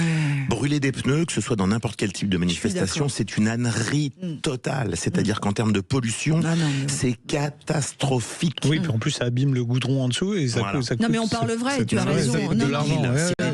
Ça, c'est même plus une question d'être de droite, de gauche, de machin. Le fumier, c'est biologique et naturel. Voilà, j'ai cramé, si vous voulez, à la rigueur des palettes, cramer du fumier, mais non, c'est une catastrophe de cramer des pneus, écologiquement parlant. Alors c'est souvent drôle, parce que, enfin drôle, entre guillemets, quand on voit à la télé des gens qui parlent d'écologie, qu'il y a des pneus qui crament derrière eux, ça me fait juste rigoler, parce que ça, c'est juste exactement ce qu'il faut pas faire. Vous voulez pas qu'on reparle du Mans Classique? Oui. C'était la 12e édition cette année. Voilà. 12e édition, et ça a eu tellement de succès que maintenant il y aura le Mans Classique tous les ans, à partir de l'année prochaine. Une année sur deux, donc la première édition est axée plutôt sur les voitures d'avant 75 et la deuxième édition plutôt sur les voitures d'après 75. Le Mans Classique Heritage pour les vieilles bagnoles. Exactement. Jusqu'en 1975. Voilà. 1975, on n'était pas nés. Les plus récentes. Non, je n'étais pas né non plus. Juste une petite parenthèse, parce que vous savez que c'est la dernière émission de l'année, puisque samedi prochain on sera le 3, donc ce sera la première de l'année. On a Laurent Aouest Hunter qui est avec nous, qui est un de vos amis, qui est un spécialiste de Porsche. Le Mans Classique, vous l'avez déjà fait, Laurent? Mais je crois que Porsche, ils ont couru un peu au Mans, il me semble. Un tout petit peu. Alors bonjour à tous. Oui, effectivement, le Mans Classique pour Porsche, c'est un avantage, c'est qu'on peut voir des vieilles Porsche qui courent. Alors il y a une course spécialisée sur Porsche. Donc les 911 légendes, et après il y a toutes les autres, et c'est vrai que la nouvelle formule va permettre à des voitures des années 99 jusqu'à 2010 de rouler et il y a des voitures, des 96 Cup, des 97 Cup qui ne pouvaient plus courir dans des catégories en France et qui vont pouvoir rouler. C'est pas une bonne nouvelle, ça? Si, c'est une bonne nouvelle, mais déjà cette année il y avait quand même 800 voitures sur les plateaux qui couraient, 800 voitures. Voilà. L'avantage c'est que Porsche va pouvoir être et dans l'un et dans l'autre, alors que dans certaines marques type de Dion Bouton par exemple, ça va être plus compliqué. Et c'est incroyable de voir en fait tous les pays qui viennent, que ce soit les Anglais sont représentés énormément parce qu'ils les Allemands aussi, évidemment. Les Allemands, mais il y a des Américains qui viennent, il y a tous ces pays-là, et maintenant les pays du Golfe qui viennent. Trop bien. Alors, autre top. Est-ce que c'est un top ou un flop pour vous, les vignettes pour les voitures de collection, François? Moi, je vois pas trop l'intérêt, pour être très sincère. On sait, aujourd'hui, tout est informatisé, donc de toute manière, on sait très bien par l'immatriculation des voitures dans quelle catégorie elles sont. Si elles sont en carte grise de collection ou pas. Quand on voit effectivement la dégaine des voitures, on sait si elles sont des années 40, 50, 60, 70, 80, etc. Moi, je vois pas l'intérêt personnellement, et je préférerais qu'on fasse disparaître certaines autres types de vignettes des pare-brises, même si par contre, je trouve que justement, la disparition notamment de la vignette d'assurance est une ânerie totale. Mais bon, voilà, comme quoi. Pourquoi vous pensez parce qu'aujourd'hui, on ne sait absolument pas, quand on a un accident avec quelqu'un, s'il est de bonne foi, de mauvaise foi. Le macaron sur le pare-brise permettait de savoir s'il était a priori assuré ou pas. Et je vous rappelle qu'il y avait marqué en tout petit la compagnie d'assurance.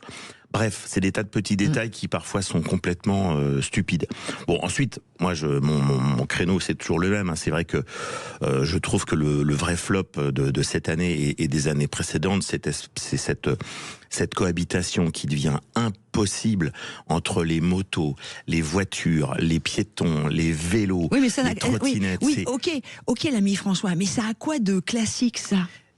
Parce qu'on le subit aussi, qu'on soit en moto ancienne, en voiture ancienne, ou les piétons anciens, parce que les personnes âgées sont complètement perdues là-dedans.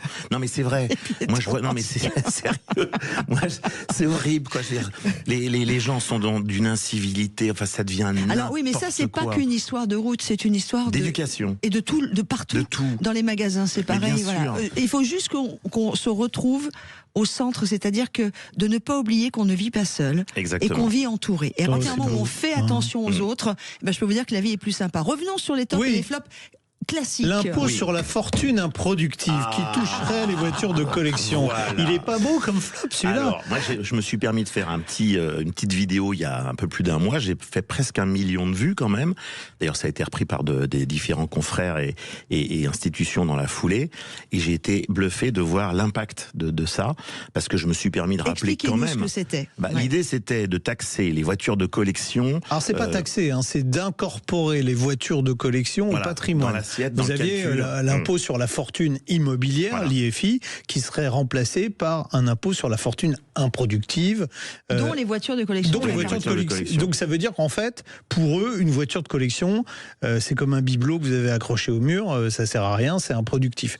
Or, ça fait quand même vivre en France pas mal de monde, et puis surtout, ça rapporte un peu d'argent. Il y a 3,5 milliards d'euros de chiffre d'affaires par an qui sont liés aux voitures de collection, donc je vois pas où c'est improductif. Et puis surtout, le problème, il est toujours le même, c'est-à-dire que ça fait bosser surtout 25 000 personnes en emploi direct en France, notamment et principalement des artisans, tous les métiers parallèles, donc ça fait aussi des dizaines de milliers d'emplois. Ça permet de préserver des métiers qui disparaîtraient également s'il n'y a plus la voiture ancienne. Tous les tauliers formeurs, tous ces gens-là, Mais terminé. est-ce que cet impôt existe? Non, mais il c'est était un projet. Oui, à partir du moment où c'est un projet et que là vous avez vu, on a une loi spéciale qui vient d'ailleurs d'être publiée au journal officiel. Est-ce que c'est encore dedans ou pas? Celui qui a lu aujourd'hui le journal officiel ça ne serait plus, mais c'est de toute manière c'est complètement aberrant parce que on sait très bien dans ce cas-là qu'il y aura de l'exil véritable ou simulé. Complètement. Soit des ça veut dire que le patrimoine qui va partir. Voilà, des véhicules qui vont être vendus ou des véhicules qui vont être immatriculés à l'étranger. Donc c'est le jeu du chat et de la souris. On sait très bien que ça va coûter aussi cher que ce que ça va rapporter. Et ça impacte plein de gens en fait. C'est complètement. Et en plus, les gens disaient à peu près n'importe quoi. C'est-à-dire que moi, j'ai vu sur les réactions par rapport au sujet que j'ai fait, à la vidéo que j'ai faite, les gens étaient vent debout, mais souvent en disant à peu près n'importe quoi sur l'assiette, sur la catégorisation par rapport au prix, etc. Donc en fait, c'est débile parce que de toute manière, ça touche tout le monde. Alors j'avais des réactions très chauvines entre guillemets du style c'est pas grave, c'est les riches qui vont payer. Non, mais faut arrêter. C'est débile de dire ça parce que quand un gros entrepreneur, enfin quand une grosse boîte de restauration n'aura plus ses principaux clients, les petits clients vont trinquer parce que la boîte va fermer. Juste une chose, François, c'est que tu as des gens qui sont pas riches et qui ont quand même une voiture de collection. Bien sûr. Parce que toutes les voitures de collection ne valent pas 200 000 euros ou 2 millions. Et puis on peut très bien l'avoir acheté à une époque où ça valait rien et ça peut valoir beaucoup d'argent aujourd'hui. Exactement. La Twingo qui est rentrée voiture de collection, une Twingo sur les sites de revente d'occasion, c'est à partir de 300 €. Donc on peut pas dire à des jeunes qui sont passionnés, qui veulent restaurer soit la Twingo de leurs grands-parents ou soit une Twingo qu'ils ont achetée, leur dire ça vaut des sous. Alors évidemment ils n'auront pas un gros patrimoine, mais rajouter à tout ça, on ne peut pas à un moment taxer. Et puis je vous prends un exemple qui est énorme. François Melchion parlait c'est une histoire vraie. François Melchion qui était l'ancien patron de Rétromobile. Oui, voilà. François Melchion, un de ses amis, c'est une histoire vraie puisque c'est un de ses amis, quand il passe son permis, c'était vraiment dans les années 60, son père lui donne des sous pour acheter une 204, ce qu'aurait plu, il venait d'avoir son permis. Excellent choix. Il passe devant un garage et il y a une voiture rouge à l'extérieur qui lui plaît beaucoup et il dit pour le même prix que la 204, je prends ça. Il achète la voiture et en fait, il s'avère que c'est une Ferrari 250 GT. C'est un truc qui vaut, à l'époque, il le paye le prix d'une 204 d'occasion, et aujourd'hui, c'est un modèle qui vaut un peu plus de 10 millions d'euros. Donc, ce gars-là, on va lui dire, ok, d'accord, vous avez payé à l'époque, je dis n'importe quoi, 500 francs la voiture, mais on vous considère comme riche. Ben voilà, c'est ça le problème. Alors, juste une autre chose, c'est que dans ce pays, de toute façon, on impose tout, il y en a marre. C'est comme quand vous mourrez, vous avez des impôts sur l'héritage qui sont dingues, alors que vous avez payé vos impôts. Non, mais ça tombe du ciel, Laurence. Non, mais oui, vous savez très bien en plus. Regardez, on a eu une réaction. Il y a Stéphane qui dit qu'il faut désindexer les collections. Où est-ce qu'on peut voir la vidéo dont vous parlez, François, là sur mes pages à moi, non, elle y est encore, toujours. Que ce soit Facebook ou autre chose. Je peux parler d'un flop que lui il donnera pas. Je peux parler d'un flop, un truc qui m'a rendu malade. Je crois que je suis d'accord avec vous. Oui, on avait une émission super qui s'appelait Vintage Mécanique sur RMC Découverte avec un présentateur sympathique qui faisait des audiences parfois jusqu'à 600, 700 000. Oui, je crois. Voilà. Et puis d'un coup, la société de production a décidé allez, on va moderniser, on va faire plus jeune, avec plus de young-timers. On est passé donc de 700 000 au chiffre maxi, à 200 au chiffre maxi, à 150 même. C'est descendu à 150 000 téléspectateurs. Donc pour moi, un des gros flops de l'année, c'est ça, c'est d'avoir tué une des émissions les plus populaires qui parlait de voitures anciennes. Et comme quoi, je l'ai dit parce que j'ai vraiment sur le cœur et ça me fout les boules. Et je crois qu'on n'est pas les seuls. Et comme quoi, quand on dit que c'est dans les vieilles marmites qu'on fait les meilleures soupes, ça se confirme aussi. Le calendrier Fouilly. C'est cela. François, vous vouliez parler. Justement, j'ai un truc à peu près comparable. C'est Fouilly, ouais. C'est le calendrier. C'est la marque Jaguar. Ah, Jaguar. Parce qu'en fait, Jaguar, on en a parlé tout à l'heure. Ah bon, une marque de réfrigérateur. Parce que maintenant, ils font des frigos. Ça ressemble à des frigos. Ouais, ça ressemble à un frigo. Vous aviez marqué calendrier Fouilly, des événements de voitures anciennes. Mais ça, on le voit sur son agenda que c'est Fouilly. Quelque part, c'est vrai que quand il y a trop de manifs de voitures anciennes, c'est plutôt meilleur signe que le contraire. Mais c'est vrai aussi que de temps en temps, j'ai envie de dire aux organisateurs de manifestations, Consultez-vous les gars. Bah oui. Quand on se retrouve effectivement, là j'ai fait vite fait les Classic Days à Magny-Cours qui sont le même week-end que le Grand Prix de France historique. Quelle tristesse, ça concerne en grosse partie les mêmes fans. Quand on voit le Monte-Carlo historique qui a lieu systématiquement en même temps que Rétromobile, c'est pareil, Goodwood qui a lieu souvent en même temps que les remparts d'Angoulême. Là, cette année, je crois que les 1000 milliards ont lieu le même week-end que les 24 heures du Mans. Tout ça, enfin moi, en tant que collectionneur de base, je me dis, mais quel gâchis, parce que, alors effectivement, il n'y a pas 70 week-ends de soleil dans l'année, on est OK. Mais parfois, qui se coordonnent, les gars, c'est un petit peu dommage quand même. Alors, moi, je sais pourquoi. Je sais pourquoi. Parce que comme vous êtes un vrai collectionneur, vous auriez été à toutes les manifestations si elles étaient bien étalées, et je crois que c'est un coup de votre femme, Vanessa, qui a appelé les organisateurs en disant vous m'embêtez pas tous les week-ends parce que moi j'ai besoin de le garder un petit peu. Voilà, il y a peut-être de ça. Vous voulez pas qu'on dise du mal de Jaguar pour finir? Moi j'ai besoin, quoi. Parce que moi je suis un fan de Jaguar.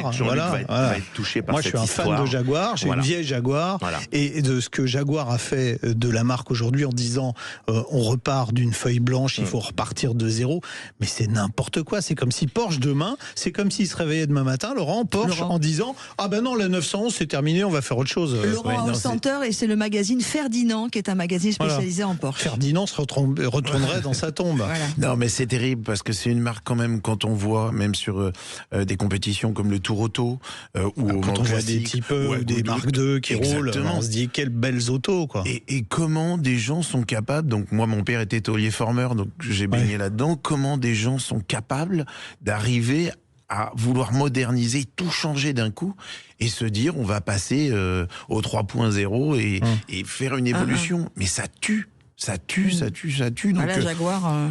C'est pas possible que des marques veuillent aller vers l'électrique. C'est des obligations légales, réglementaires. Et on aime. Oui, on aime ou on n'aime pas, mais bon, on est obligé de suivre. On est obligé de suivre. Là, non, stop. Messieurs, ce que je vous propose. Mes deux derniers tops. Alors, vous restez, l'ami François Alain, vous le ferez après. Bon. Parce qu'on fait une pause, sinon je vais me faire gronder par Jamel, qui est mon top de l'année aussi, notre réalisateur, comme Aude qui vous attend au standard.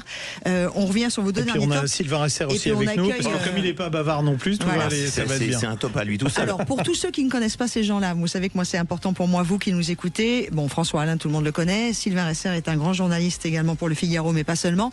Et on est sur cette émission spéciale Top Flop 2025 que l'on continue avec vous jusqu'à midi sur Sud Radio, évidemment. Sud Radio, on parle auto, Classic Cars. C'est dans le tout dernier quart d'heure de cette dernière émission de l'année 2025 qui laissera place bien sûr à de nouvelles émissions On parle auto en 2026. Avant de retrouver notre ami François Alain qui est aussi bavard et passionné que nous, on va retrouver un autre bavard et passionné. C'est un de notre top aussi de l'année, Sylvain Resser. Bonjour. Bonjour Sylvain. Bonjour Laurence, bonjour Jean-Luc. Rédacteur en chef adjoint du service auto du groupe Figaro, auteur de nombreux livres. Et François, vous voulez dire quelque chose ? Pour Sylvain ? Oui, bonjour. Comment ça va, mon Sylvain ? Salut François. Voilà, donc c'est vraiment l'émission des copains. Ouais, Laurent va apprécier Sylvain puisqu'il écrit pas mal de bouquins sur les Porsche aussi. Oui, notamment, bien sûr. Entre autres, BMW, Porsche, etc. Voilà. Les marques allemandes. Alors, on y va tout de suite avec Sylvain ? Oui, alors Sylvain, bon, dans les tops, Louis Schweitzer, c'est quoi ? C'est parce qu'il est mort que c'est top, non ? Non, quand même pas. Non, c'est parce que... c'est de bon goût. Pas ça, Jean-Luc. Non. Non, Louis Schweitzer, pourquoi ? Effectivement, il vient de décéder il y a quelques semaines, mais pourquoi lui ? Parce que c'était un homme qui n'était pas du tout de l'automobile, c'était un grand commis de l'État qui a été directeur de cabinet de Laurent Fabius et qui est devenu patron de Renault, et c'est sous son air que finalement... Renault a brillé. On se souvient, il y a eu la Twingo, il y a eu le Scénic Mégane. Il a sauvé Nissan. Il a racheté Dacia aussi. Il a racheté Dacia. C'est quand même grâce à lui qu'il y a eu la Logan. Donc, on peut dire que ce type qui n'était pas du tout automobile, finalement, il avait une vision et il a remis Renault sur les rails. Donc voilà, c'était un peu mon coup de chapeau de la matinée. Et en fait, ce qui nous manque maintenant, c'est un autre Schweitzer pour aider, comme il l'a fait Renault, qui aiderait toute la filière automobile française. Il nous manque un mec comme ça. Pas mal, oui, mais la filière en général. Il nous manque un mec comme ça ou une nana qui est pareil. Qui était au demeurant un monsieur fort sympathique et élégant. Et un petit détail, c'est qu'il allait souvent tous les ans discrètement à Rétromobile, comme quoi il s'était mis à la passion automobile. Et moi, je l'ai croisé plusieurs fois et discuté plusieurs fois sympathiquement avec lui à Rétromobile, où il venait très discrètement. Et c'était un monsieur absolument élégant, discret, charmant. Autre top. Alors, autre top, il est trop discret aussi. Et pourtant, c'est un des plus grands champions automobiles. Et oui, on a quand même cette année un pilote français qui est pour la 9e fois champion du monde des rallyes. Et ça, c'est quand même assez incroyable. Et ce qui est complètement dingue, c'est que Sébastien Ogier est pratiquement pas connu du grand public, alors que Sébastien Loeb, lui, est devenu, en étant 9 fois champion du monde également, une star internationale. On peut l'expliquer comment ? C'est pas parce qu'il roule sur une Toyota, quand même. Mais il y a aussi la médiatisation qui a beaucoup changé. Il y a pratiquement plus de retransmission à la télévision. Sur le rallye, effectivement, ça a beaucoup baissé. Alors, il faut quand même dire que la France est quand même une terre de pilotes de rallye, parce qu'on a Didier Auriol qui a été champion du monde, on a Sébastien Loeb et maintenant Sébastien Ogier. Et ça, je pense qu'il faut rendre hommage à la Fédération française du sport automobile qui a créé une filière avec Opération Rallye Jeune il y a une 30aine d'années, et ils ont mis vraiment le pied à l'étrier à plein de jeunes pilotes. Oui, et puis historiquement, il y a Alpine qui avait été champion du monde à l'époque. C'était le premier champion du monde. Sylvain Resser, vous qui êtes, on le rappelle, un grand journaliste, entre autres rédacteur en chef auto au Figaro. On passe au flop ? On passe au flop. Alors j'ai 2 flops. Le premier, c'est l'état vraiment dramatique des chaussées, des routes en France. Alors si j'enlève les autoroutes, que vous preniez les villes, le réseau secondaire, franchement, les routes sont dans un état, la chaussée est vraiment dans un état déplorable. C'est l'Observatoire national. On met des rustines, mais on n'entretient plus les routes. Ouais, dans l'Observatoire national de la route, donc organisme officiel, fait un rapport annuel chaque année, donc puisqu'il est annuel, et en gros, 19% du réseau routier national et 10% des routes départementales sont en mauvais état. Le budget, vous savez quel est le budget annuel pour la réparation des routes ?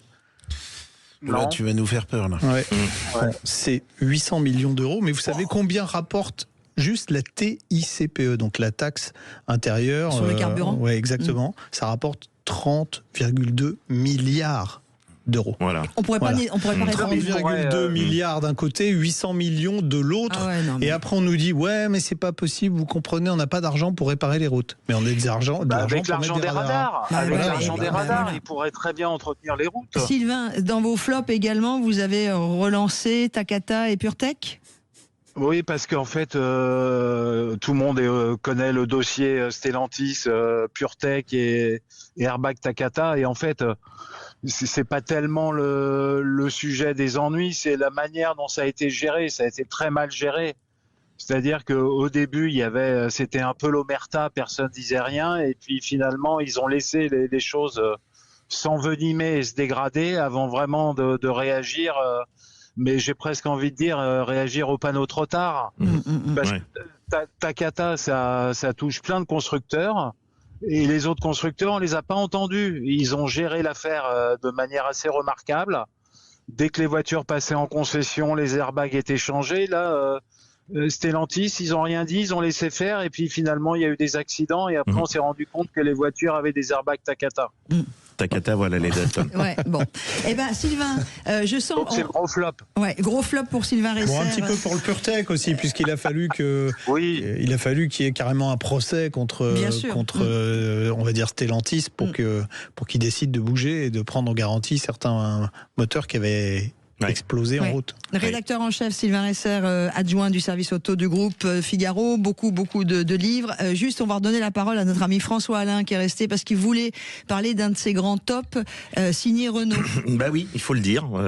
Cocorico de temps en temps. Moi, je suis très admiratif du nouveau défilé Renault qui se trouve sur les Champs-Élysées, qui a ouvert il y a quelques semaines. Alors qu'est-ce que c'est pour ceux qui ne sont pas spécialement à Paris? Alors c'était l'ancien atelier Renault.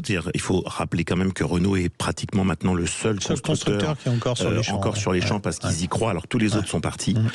Donc c'est courageux. Je pense que c'est pas forcément un mauvais choix parce qu'il y a un très gros plan de rénovation des Champs-Élysées, de l'avenue des Champs-Élysées pour les prochaines années, avec de gros moyens. Renault est partie prenante et ils sont au cœur du sujet.